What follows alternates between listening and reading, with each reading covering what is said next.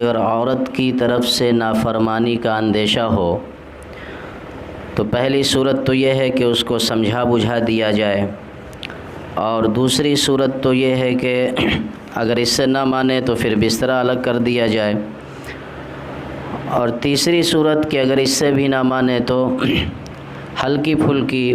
ماری جا سکتی ہے۔ اب آگے یہ ہے، یہ صورت تو یہ تھی کہ گھر کا میٹر گھر میں سلجھا لیا جائے، لیکن اگر معاملہ اور لمبا چلا گیا اور بات بنتی نظر نہیں آ رہی ہے تو پھر اس صورت میں کیا کریں گے؟ تو اس صورت میں یہ ہے کہ ایک آدمی مرد کی طرف سے، مرد کے خاندان سے ایک آدمی، اور ایک آدمی عورت کے خاندان سے طے ہوگا، اور دونوں طرف سے لوگ رہیں گے اور دونوں طرف سے باتیں سنی جائیں گی، اور اس کے بعد دونوں آدمی جو مل کر کے فیصلہ کریں گے اس فیصلے پر سب کو راضی رہنا پڑے گا۔ ان یریدا اصلاحا یوفق اللہ، اگر یہ دونوں سنوارنے کا ارادہ کر لیں تو پھر اللہ تعالیٰ بھی ان دونوں کے درمیان موافقت فرما دیتے ہیں۔ ان اللہ کان علیما خبیرا، یقیناً اللہ تعالیٰ بہت زیادہ جاننے والے ہیں اور خبر رکھنے والے ہیں۔ اور یہ طریقہ صرف میاں بیوی کے درمیان ہی نہیں ہے، بلکہ اور دیگر معاملات بھی اگر ہو جائے، کسی دوسرے معاملات میں بھی اگر آپس میں جھگڑے کا یا نزاع کی صورت بن جائے تو اس کو بھی فیصلہ کرنے کی یہی صورتیں ہیں کہ دونوں طرف سے آدمی جمع ہوں اور اس میں سے ایک اس گروپ کا ایک آدمی کوئی لیڈر بن جائے، حکم کے طور پر بن جائے، ایک ادھر سے بن جائے، پھر معاملہ طے ہو جائے تو یہ صحیح ہے۔ حضرت عمر رضی اللہ تعالیٰ عنہ اس قسم کے معاملات جب آیا کرتے تھے تو واپس لوٹا دیا کرتے تھے۔ قاضی کو حکم فرمایا تھا کہ اس قسم کے معاملات کو یہاں سے فیصلہ نہ کیا کرو، دے دیا کرو، یہ لوگ آپس میں صلح کر لیں گے، کیونکہ عدالت سے یا پھر دوسری جگہوں سے فیصلہ کرنے پر کیا ہوتا ہے، تھوڑی دیر کے لیے تو جھگڑا ختم ہو جاتا ہے، لیکن ہمیشہ کے لیے دل سے محبت ختم ہو جاتی ہے، اور آپس میں سماج میں بیٹھ کر کے جو فیصلہ ہوتا ہے تو فیصلہ بھی ہو جاتا ہے اور محبت بھی باقی رہتی ہے۔ آگے فرمایا وَاعْبُدُوا اللَّهَ وَلَا تُشْرِكُوا بِهِ شَيْئًا وَبِالْوَالِدَيْنِ إِحْسَانًا، پہلی چیز تو یہ ہے کہ اللہ تعالیٰ کی عبادت کرو، اس کے ساتھ کسی کو شریک نہ کرو۔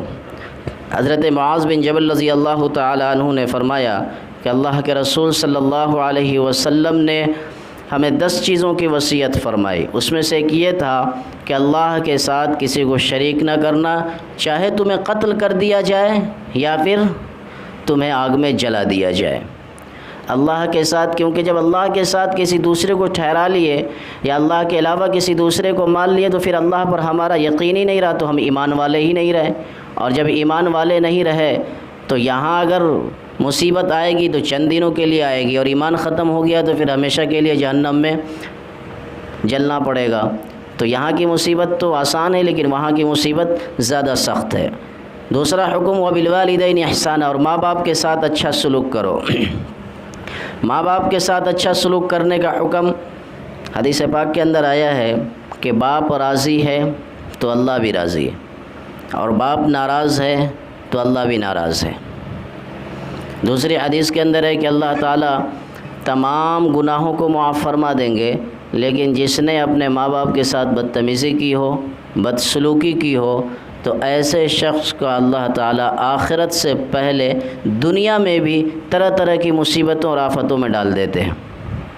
کہ دنیا بھی دیکھے کہ ماں باپ کے ساتھ بدسلوکی کرنے کا انجام کیا ہوتا ہے۔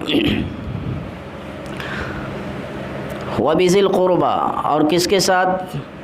اور رشتہ داروں کے ساتھ حکم کیا گیا کہ رشتہ داروں کے ساتھ اچھا معاملہ رکھے، یا وَالْيَتَامَى وَالْمَسَاكِينَ، اور یتیموں کے ساتھ اور غریب اور غربا کے ساتھ، وَالْجَارِ ذِي الْقُرْبَى وَالْجَارِ الْجُنُبِ،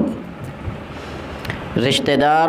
پڑوسی اور قریبی پڑوسی اور دور کے پڑوسی۔ قریبی پڑوسی ہو اس کے ساتھ بھی اچھا معاملہ کرنے کا حکم ہے، دور کے پڑوسی ہو اس کے ساتھ بھی معاملہ کرنے کا حکم ہے، وہ پڑوسی چاہے مسلم ہو یا غیر مسلم ہو، اسی طریقے سے وہ رشتہ دار ہو یا غیر رشتہ دار ہو، قریبی ہو یا دوری ہو، دور کا رشتہ دار ہو، ہر قسم کے پڑوسی سے حکم فرمایا گیا کہ اس کے ساتھ اچھے طریقے سے برتاؤ کرو، اچھا سلوک کرو۔ لیکن ہمارا معاملہ اس سے بالکل الٹا ہے۔ ہمارا معاملہ اس سے کیا بالکل الٹا ہے؟ قرآن نے کہا کہ ان سب کے ساتھ اچھا سلوک کرو، اور سب سے زیادہ جو بگاڑ ہمارے اندر ہوتا ہے وہ اسی میں ہوتا ہے، پڑوسی کے ساتھ ہی ہمارا سب سے زیادہ بگاڑ ہوتا ہے۔ انسان سب سے زیادہ پریشان اپنے پڑوسی سے رہتا ہے۔ ہم آپ سے پریشان ہیں، آپ ہم سے پریشان ہیں۔ حدیث کے اندر ہے واللہ لا یؤمن، واللہ لا یؤمن، واللہ لا یؤمن، اللہ کی قسم وہ مومن نہیں، اللہ کی قسم مومن نہیں، اللہ کی قسم مومن نہیں۔ 3 دفعہ قسم کھا کر کے اللہ کے رسول نے فرمایا کون مومن نہیں ہے؟ من لا یأمن جارہ بوائقہ، جس کی شرارتوں سے، جس کی تکلیف سے اس کا پڑوسی محفوظ نہیں ہے، وہ ایمان والا نہیں۔ امام احمد بن حنبل رحمۃ اللہ علیہ کا واقعہ لکھا ہے کہ ان کے پڑوس میں ایک یہودی رہا کرتے تھے۔ ان کو کسی ضرورت کی وجہ سے گھر اپنا بیچنا پڑا، تو گھر بیچ کر کے جانے لگے تو ایک آدمی خریدنے آیا۔ تو اس نے پوچھا کہ بھائی یہ گھر آپ کتنے میں بیچیں گے؟ تو کہا کہ 2000 دینار میں۔ تو کہا یہ تو بہت زیادہ دام ہے، کیونکہ اس گھر کا جو ریٹ ہے وہ 1000 ہے اور آپ ڈبل لے رہے ہیں۔ تو انہوں نے کہا کہ بات صحیح ہے، 1000 دینار گھر کا ہے اور 1000 دینار امام احمد بن حنبل رحمۃ اللہ علیہ کے پڑوس میں رہنے کا ہے۔ 1000 دینار اس پڑوس میں رہنے کا ہے۔ تو پتہ یہ چلا کہ جب ہم واقعی میں مومن تھے تو صرف ہماری ہی قیمت نہیں تھی، ہماری وجہ سے بغل کی زمین اور مکانوں کی بھی قیمتیں بڑھ جاتی تھی،